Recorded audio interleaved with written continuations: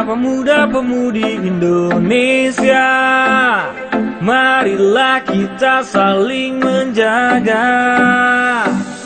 Janganlah kita saling menghina sesama umat beragama. Dulu tekad pemuda-pemudi Indonesia untuk mewujudkan Sumpah Pemuda agar tercipta hidup damai sentosa.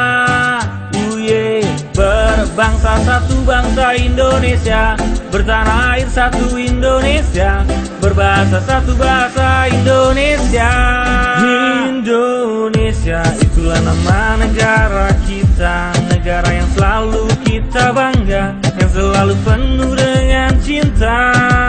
Indonesia berbagai macam suku dan agama, kita berbeda tapi kita sama, karena kita Bhinneka Tunggal Ika. Marilah kita saling menjaga antar umat beragama, karena kita bersaudara. Janganlah kita saling menghina sesama anak bangsa, karena kita Indonesia.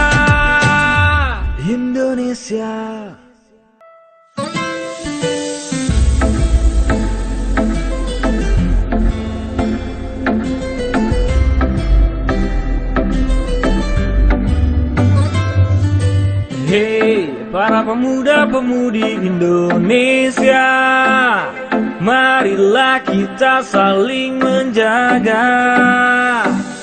Janganlah kita saling menghina sesama umat beragama. Dulu tekad pemuda-pemudi Indonesia untuk mewujudkan Sumpah Pemuda agar tercipta hidup damai sentosa.